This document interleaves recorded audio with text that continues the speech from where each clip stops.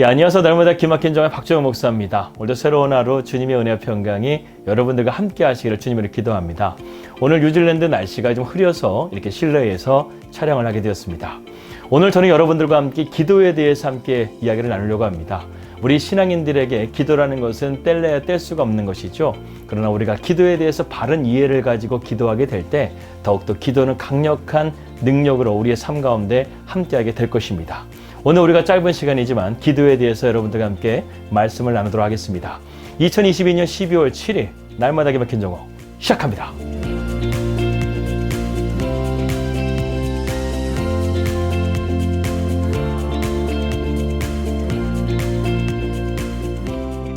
많은 사람들이 기도의 의미에 대해서 이렇게 생각합니다. 어려운 상황 가운데서 우리가 하나님께 알리게 되고 도움을 구하게 되면 하나님께서 그 소원을 이루어 주시고 성취해 주신다.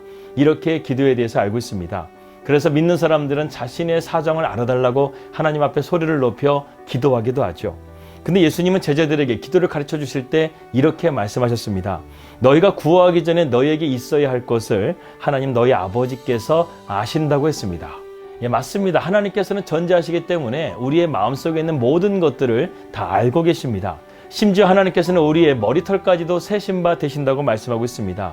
부모가 자식의 필요를 채워주고 알아주듯이 하나님께서도 우리의 필요를 다 아시고 채워주시는 하나님이라는 것이죠. 그리고 하나님께서는요, 우리가 어떻게 기도하든지 간에 절대 주권을 가지시고 당신의 계획을 온전하게 이루어 가신다는 것입니다. 그렇습니다. 하나님은 전지하신 하나님이시기 때문에 우리에게 필요한 것이 무엇인지를 누구보다 잘 알고 계십니다. 이렇게 하나님이 우리의 모든 것을 다 알고 계신다고 한다면, 그렇다고 한다면 우리는 과연 기도할 필요가 있을까 하는 생각을 하게 됩니다. 그러나 그렇지가 않습니다. 기도는 우리의 삶 가운데 반드시 필요한 신앙의 요소인 것이죠. 이 존스라는 학자가 있습니다. 그는 기도해야 될 이유에 대해서 이렇게 다음과 같이 말하고 있습니다. 우리가 왜 기도하는가? 이 질문은 뻐꾸기는 왜 우는가? 라는 질문과 독수리는 왜 창공을 향하여 치솟아 올라가는가? 이것에 대해서 말하는 것과 같다는 것입니다. 이 뻐꾸기는 울도록 지음을 받았고 독수리는 높이 올라가도록 지음을 받았다는 것이죠.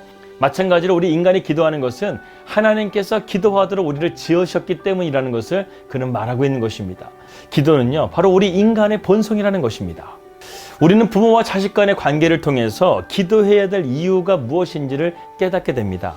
아기가 세상에 태어나서 엄마 아빠라고 부를 때 그 한마디에 부모는 가슴이 벅차오르게 되죠.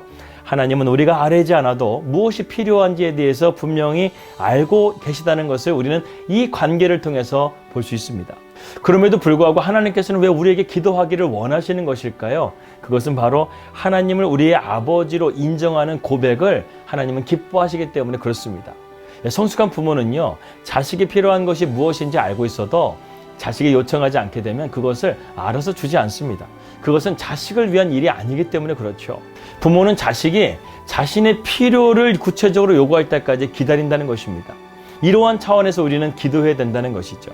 또한 하나님께서는요, 우리의 어려운 사정을 아시면서도 때때로 우리를 결핍 가운데 내버려 두실 때가 있습니다. 그 이유는 우리가 결핍 속에서 하나님을 찾게 될 것을 알고 있기 때문에 그렇습니다. 여러분 한번 생각해 보십시오. 하나님은 그동안 우리가 기도하지 않아도 알아서 주신 것들이 얼마나 많이 있습니까? 그런데 문제는요, 우리가 그것을 하나님께로 공급받는다는 것을 인식하지 못하고 그것이 마치 우연인 것 마냥 살아갈 때가 많다는 것입니다. 그래서 우리가 열심히 기도하지 않게 되면 하나님이 응답을 주셔도 그것이 하나님의 응답인 줄을 모른다는 거예요.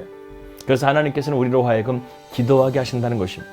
그래서 하나님의 은혜를 진정으로 은혜되게 하는 것이 바로 우리가 기도하는 이유인 것입니다.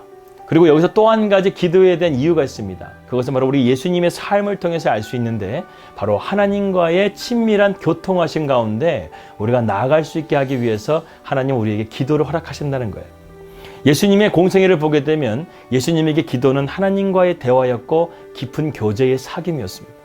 예수님은 습관적인 기도를 우리에게 기도의 본을 보여주셨습니다. 하나님의 아들이신 예수님도 기도하셨다고 한다면 우리도 더욱더 기도함을 통해서 하나님과의 친밀한 교제 가운데 나아가야 된다는 것입니다. 여러분, 대화 없이 어떻게 우리가 사귐이 있을 수가 있겠습니까? 기도는 하나님과의 대화요, 하나님과의 친밀한 교통입니다. 그러므로 우리가 기도함을 통해서 하나님과 함께하게 되고 하나님과의 깊은 교제의 시간으로 나아가게 된다는 것입니다. 그리고 마지막 세 번째로 기도의 이유가 있습니다. 그것은 우리가 영적으로 깨어있기 위해서 기도해야 된다는 것입니다. 초대교회 성도들은 박해 가운데 있었어요. 수많은 성도들이 박해를 피해서 로마 외곽의 지하 동굴에서 살았습니다. 그들은 300년이라는 시간 동안에 이러한 핍박을 피해서 지하의 무덤에서 신앙 공동체를 이루며 살아갔다는 것이죠. 이것이 바로 그 유명한 로마의 카타콤입니다. 이 카타콤의 성도들은 이 카타콤의 벽면에 물고기 그림을 새겨 넣었다고 합니다. 이 물고기를 익투스라고 하는데요. 이 익투스라는 단어는 그리스어로 예수 그리스도는 하나님의 아들이요 우리의 구원자라는 의미를 가지고 있습니다.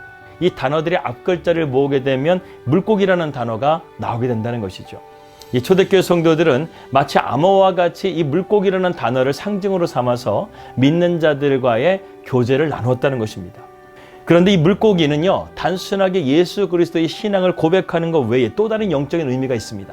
그것은 바로 깨어 있으라는 의미인 것입니다. 여러분 한번 물고기를 보세요. 물고기는요, 잠을 잘 때도 눈을 감지 않습니다. 심지어 물고기는요, 죽어서도 눈을 감지 않아요. 이러한 모습으로 인해서 물고기를 깨어있는 상징으로 그들은 사용했다는 것입니다. 죽은 물고기는 시냇물을 거슬러 올라가질 못해요. 그러나 살아있는 물고기는 거센 물살도 헤쳐나가면서 믿음의 신앙을 지켜가는 그들의 모습을 닮아가고자 했다는 것입니다. 예수님은 제자들에게 깨어있으라는 말을 자주 하신 것을 우리는 볼 수 있습니다.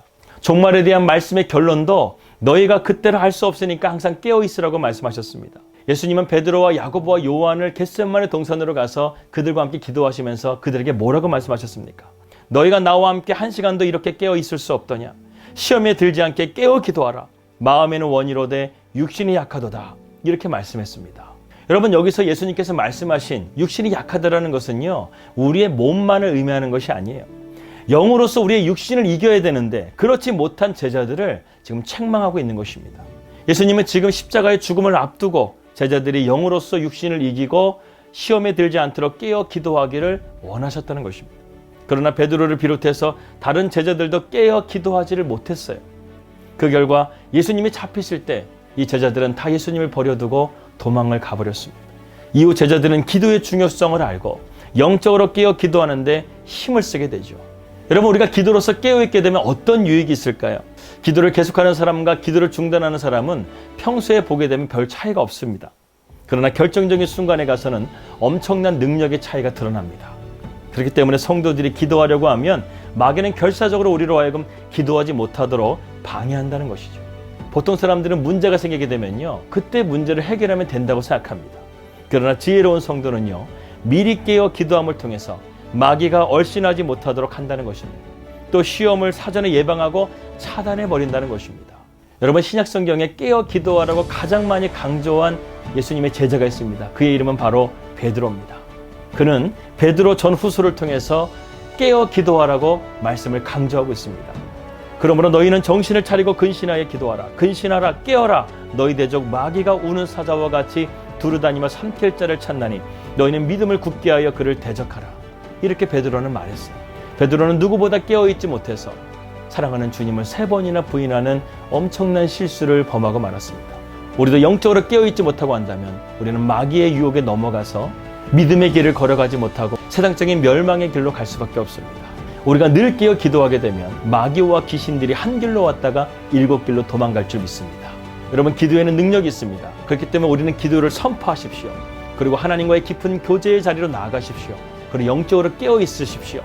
그럼을 통해서 우리의 삶이 기도의 능력을 맛볼 수 있는 거룩한 삶이 되시기를 주님의 이름으로 기도합니다. 기도하겠습니다. 하나님 아버지 감사합니다. 오늘 우리가 기도에 대한 말씀을 함께 나누었습니다. 우리가 기도를 통해서 하나님을 인정하게 하시고 하나님과의 깊은 교제의 자리로 나가게 하여 주시며 우리가 영적으로 깨어 있어서 마귀의 유혹과 세상적인 모든 것들을 기도로서 능히 이겨낼 수 있는 믿음의 사람들이 될 수 있도록 인도하여 주시옵소서. 예수 그리스도 이름으로 기도하였습니다. 아멘. 오늘도 우리가 기도로 승리하길 바랍니다. 평안히 되시고요. 저는 내일 뵙도록 하겠습니다. 우리 믿음으로 승리합시다. 할렐루야.